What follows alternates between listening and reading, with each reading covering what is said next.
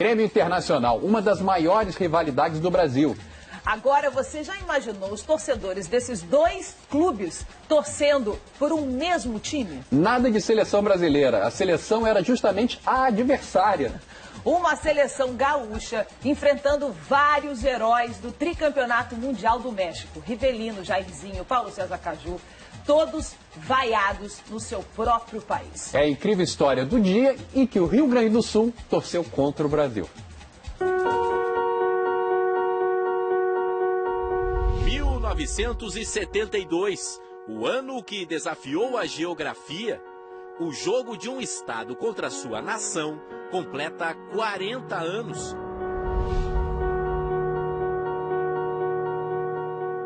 Naquele jogo, nós contra eles, o Rio Grande do Sul contra a seleção brasileira, naquele jogo todo mundo se fardou. Não tinha gremista, não tinha colorado, não tinha cristão, não tinha ateu. Era todo mundo o Rio Grande do Sul contra o Brasil, meu amigo. E aí, eu sou menos brasileiro por isso? Vamos combinar que não, né? Agora, só o psiquiatra para poder explicar.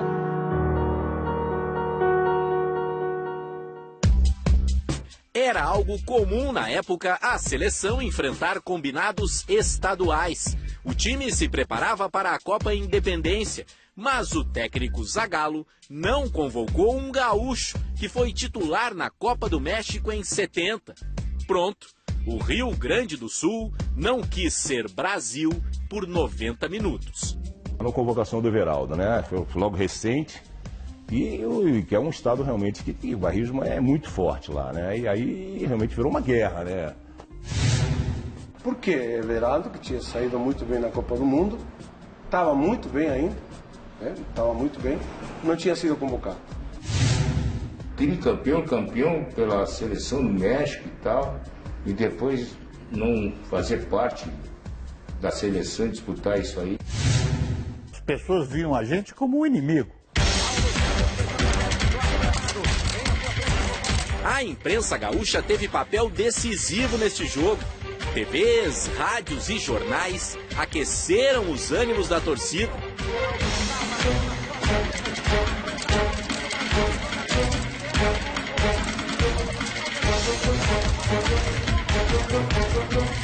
Se alguém entrasse com a bandeira do Brasil lá, certamente não sairia vivo, certo? Então eu retratei aqui nessa charge um brasileiro em cima do poste de luz, certo? Fugindo da torcida gaúcha, dos gremistas e dos colorados. Mas o Brasil não fugiu à luta. Já num processo de renovação para a Copa de 74, Zagallo escalou Leão, Zé Maria, Vantuir, Brito e Marco Antônio, Clodoaldo, Piazza e Rivelino, Jairzinho, Leivinha e Paulo César Caju. O time gaúcho era um combinado da dupla Grenal, formação responsável por um milagre: unir gremistas e colorados nas arquibancadas. E era tudo a mesma coisa, ali nós estávamos representando o Rio Grande do Sul, né? Que é as duas torcidas. E a torcida gaúcha queria ganhar de qualquer maneira da seleção brasileira. 17 de junho de 1972 foi o único dia na história que teve uma trégua nessa rivalidade. Dá para dizer que foi o dia que o Pampa parou, né? Para ver e torcer pelo time comandado por Aparício Viana, que escalou Schneider, Espinosa, o chileno Figueroa, o uruguaio Ancheta e Everaldo, Carbone, Tovar e Torino, Valdomiro, Claudiomiro e o argentino Oberti. Nunca houve nada igual em Porto Alegre, no Rio Grande do Sul. Eu tenho 72 anos de idade, posso garantir. Nunca houve um jogo igual aqui. O Inter foi campeão mundial, o Grêmio foi campeão mundial, tudo bem. Mas aqui em Porto Alegre, no Rio Grande, não houve coisa igual. O Beira-Rio foi o palco escolhido para o grande jogo. Inaugurado em 1969 e em 72, estava novinho em folha, era o mais moderno do sul do país. Mas o público que lotou o estádio é um dos mistérios deste jogo. Ninguém sabe dizer ao certo, 108 mil pessoas, 105, 106. O que é certo é que o público daquela tarde foi o maior da história da cidade de Porto Alegre. Um fato que me marcou muito foi na entrada do estádio. Nós estávamos lotados na riva, mais de 100 mil gaúchos, 100 mil bandeiras do estado do Rio Grande do Sul. Não tinha uma bandeira da seleção brasileira. 106.554 pessoas, 110 mil pessoas.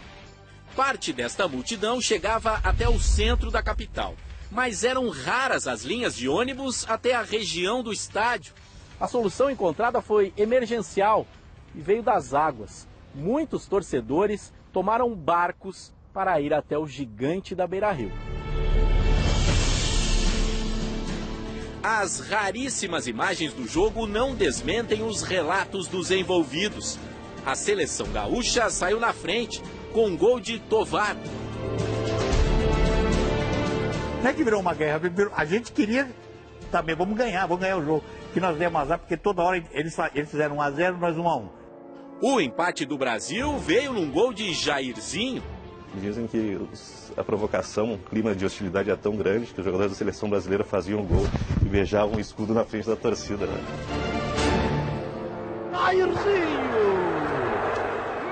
A vaia ouvida durante a narração do gol aumentou exatamente por causa desse gesto do Furacão.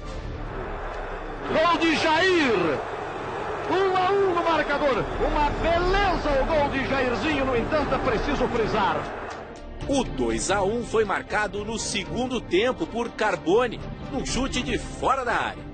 Como é que você vai no estádio onde a seleção brasileira vai se apresentar? 100 mil bandeiras de estado mesmo do que Sul, seja, vai com uma seleção que nem ou do Sul, você não vê uma bandeira do Brasil. Pô, é negócio que você fala, pô, é porque nós não estamos no Brasil, né? Mas o Brasil era forte demais. Paulo César Caju deixou tudo igual mais uma vez. Bem ao seu estilo, o atacante provocou. Devolva o meu passaporte. A frase do passaporte aí tem a ver mesmo, né, cara? Pô. Devolve meu passaporte. E o Rio Grande passou à frente de novo. Claudio Miro, de cabeça. Era o gol da vitória que seria dedicada para Everaldo. Nós queríamos dar um presente para ele, que era vencer a seleção brasileira. Mas um time tricampeão mundial está sempre pronto para uma decisão.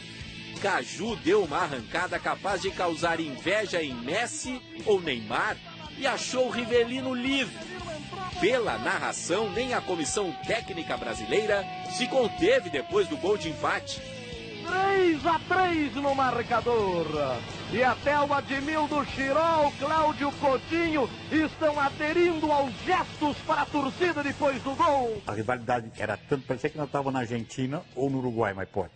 Em 2 países que tem uma rivalidade, porque era um negócio inacreditável. Honestamente, não é porque eu fiz parte não, mas foi um dos melhores jogos que nós fizemos. Não só por causa do clima de guerra, né, que foi criado, mas porque tinham 2 times excepcionais.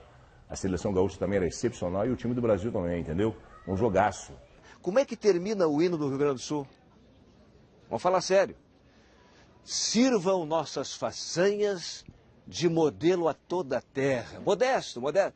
Sirvam nossas façanhas de modelo a toda a terra, de modelo. É mole? A toda a terra. Que dirá o Brasil, né?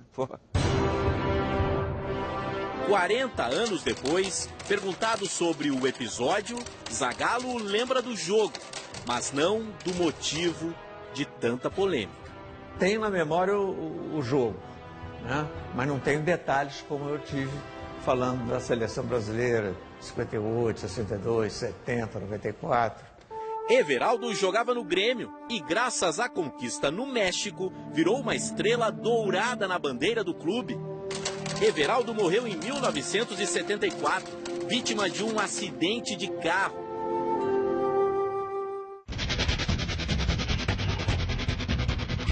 De tudo ficou uma lição. No jogo de um estado contra a sua nação, quem venceu foi a história.